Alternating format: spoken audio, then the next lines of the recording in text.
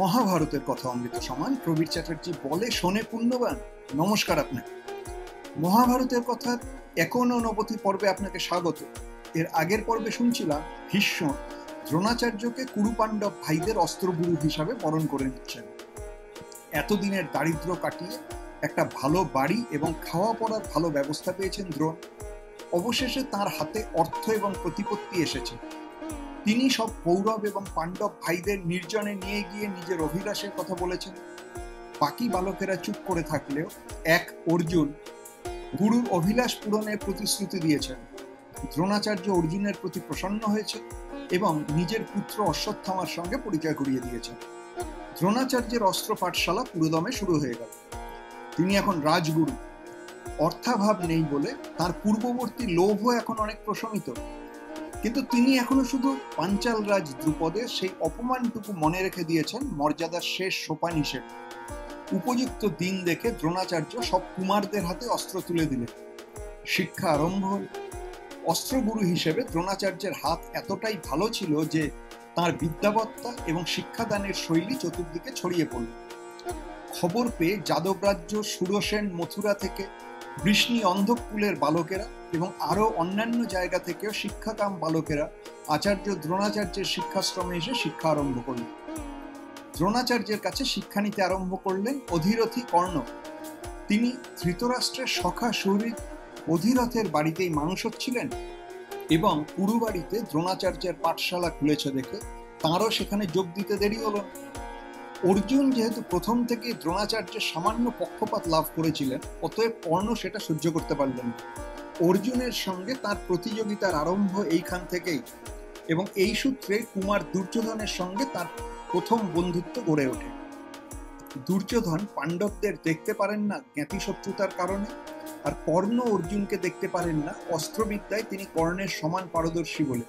কিন্তু দুজনের বিরোধিতার গতি প্রকৃতি আলাদা হলে দুর্যোধন কর্ণের বন্ধুত্ব হলো বিরোধের একাত্মতায়। দুর্যোধনের সুবিধে হলো তাকে এখন আর নিজে পাণ্ডবদের অপমান করতে হয় না। তার কটু কথা বলার স্বাদটি তিনি পুড়িয়ে নেন কর্ণকে দিয়ে। কর্ণই পাণ্ডবদের অপমান করেন এবং দুর্যোধন সেটা উপভোগ করেন।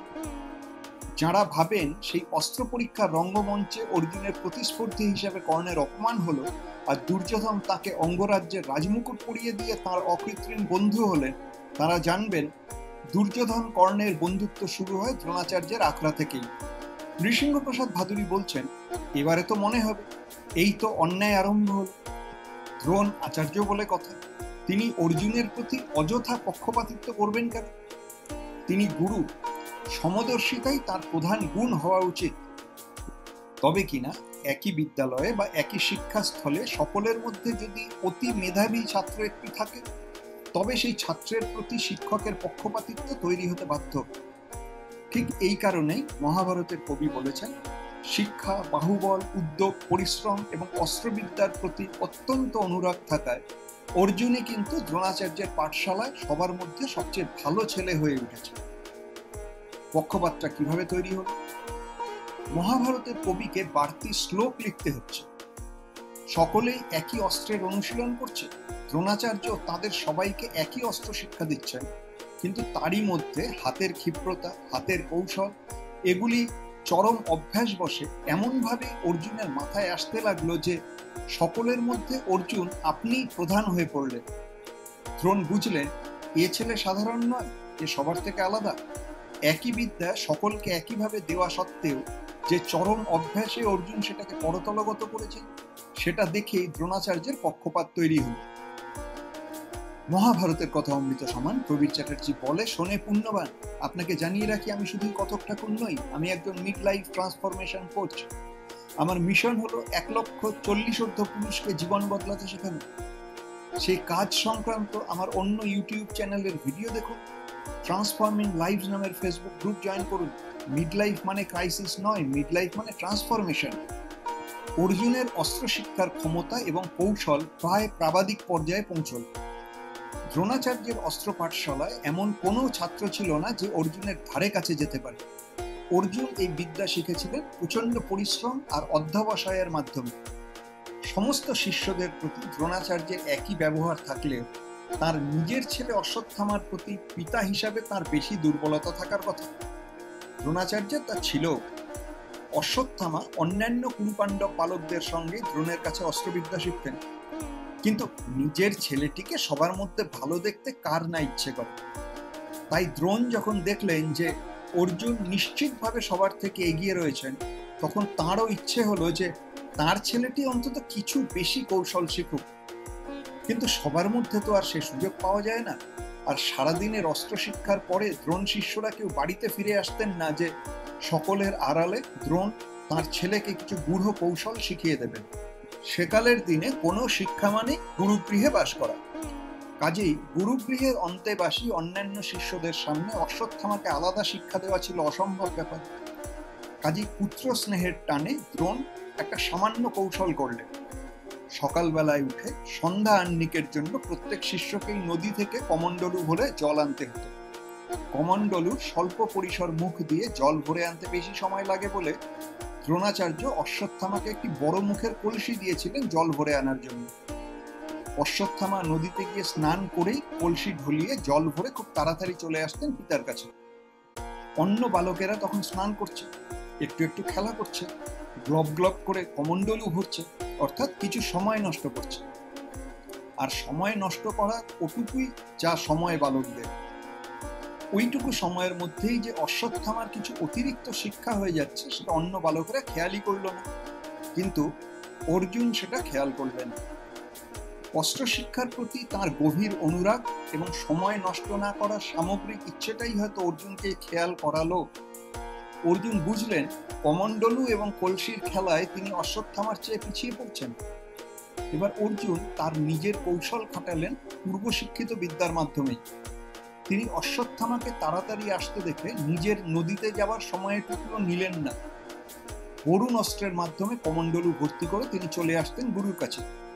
ফলে অশ্বত্থামার প্রাপ্য অতিরিক্ত গূঢ় পাঠটুকু অর্জুনও পেতে আরম্ভ করলেন সঙ্গে সঙ্গে। ফলে অশ্বত্থামার আর অর্জুনের থেকে বড় হওয়া হলো না। অর্জুন অশ্বত্থামার থেকে কোনো অংশে কম গেলেন না। এমন ছাত্রের প্রতি গুরুর পক্ষপাত হবে না কেন?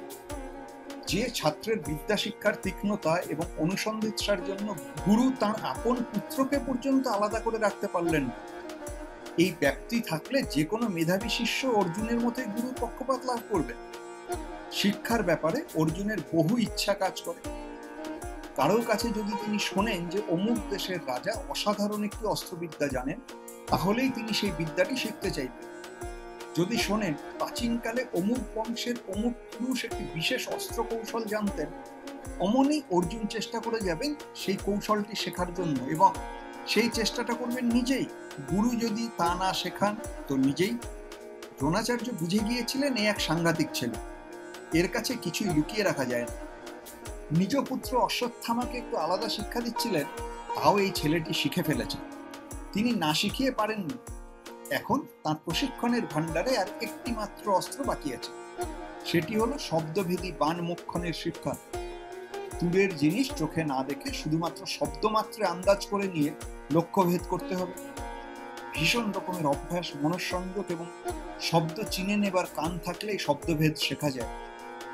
গুরু দ্রোণাচার্য জানেন উপরিউক্ত কোনো গুণেরই অভাব তাঁর শিষ্যের মধ্যে নেই, এবং যেভাবেই হোক এই বিচিত্র অস্ত্র কৌশলের নানা কাহিনী অর্জুন লোকমুখে শুনেছেন।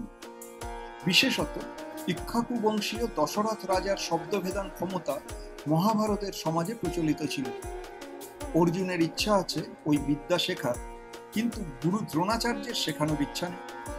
হয়তো এই একটি মাত্র কৌশল তিনি নিজ পুত্রের জন্য সঞ্চিত রেখে দিতে চান।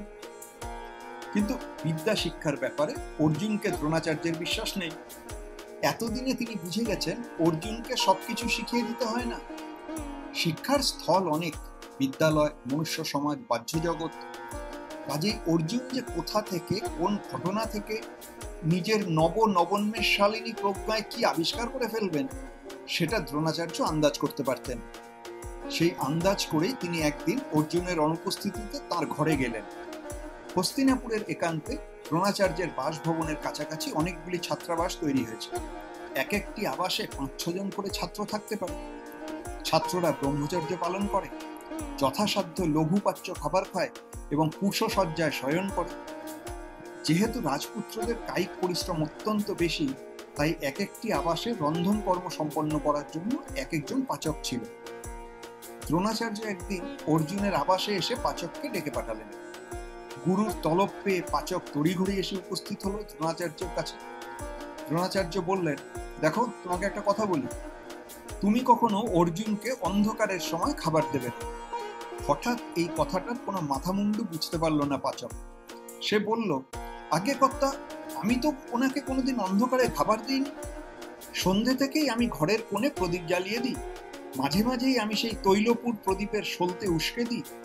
প্রদীপ জ্বলতে থাকে সেই ওনারা ঘুমিয়ে পড়ার আগে পর্যন্ত। দ্রোণাচার্য বোকা সেজে বললেন, বেশ বেশ, প্রদীপ যেন জ্বলে। আরো একটা কথা, আমি যে তোমাকে সব নির্দেশ দিয়ে গেলাম সেটা যেন আবার অর্জুনকে বলো না বাপু। রাঁধুনে বামুন ভাবল, প্রদীপিত আলোয় অর্জুনের অন্নগ্রহণ করার সঙ্গে দ্রোণাচার্যের অস্ত্র শিক্ষার একটা গভীর সম্পর্ক আছে, এবং অন্ধকারে খেলে বুঝি সে অস্ত্রজ্ঞান একেবারেই লুপ্ত হয়। একথা অর্জুনকে বলা না বলার সঙ্গে অস্ত্র শিক্ষার যোগ থাকতে পারে। এত সব ভেবে সে বুঝি মনে মনে ঠিকই করে ফেলল যে এখন থেকে সারা রাতই আলোর প্রদীপ জ্বালিয়ে রাখবে অর্জুনের ঘরে। কোথা থেকে কি হবে আর তার রাঁধুনের চাকরিটি যাবে। দ্রোণাচার্য যে নির্দেশ দিয়ে গেলে তার তাৎপর্য যে কত গভীর সে তো রাঁধুনে বামুন বুঝবেন। সে যা বোঝেন দ্রোণাচার্যই বোঝেন। কিন্তু দুর্দৈব এমনই যে দ্রোণাচার্য যা ভেবেছিলেন অসংহতা প্রকৃতির চক্রান্তে তা বিপর্যস্ত হয়ে গেল। সেদিন কুমারেরা বাড়ি ফিরে এলেন সান্ধ্য স্নান এবং আহ্নিক সেরে। সারাদিন আবহাওয়ায় কিছু উষ্ণতার প্রকোপ ছিল। এখন সন্ধ্যাবেলায় ভালো রকম হাওয়া উঠল। পাচক ঠাকুর মোটা সলতে উস্কে উস্কে প্রদীপটি অনির্বাণ রেখে দিল এবং প্রদীপের সলতে ভালো করে উস্কে দিয়ে আবাসিক পাণ্ডবদের সঙ্গে অর্জুনকেও খেতে দিল। কিন্তু সেদিনের আকুল প্রাকৃতিক পরিবেশে হাওয়ার এমনই দাপাদাপি শুরু হলো যে তৈলপুরো প্রদীপটি হঠাৎ নিভে গেল। প্রদীপ নিভিয়া গেল। তারপর কি হলো সে গল্প শুনুন মহাভারতের কথা নবতী পর্বে। মহাভারতের কথা অমৃত সমান প্রবীর চ্যাটার্জি বলে শোনে পুণ্যবান।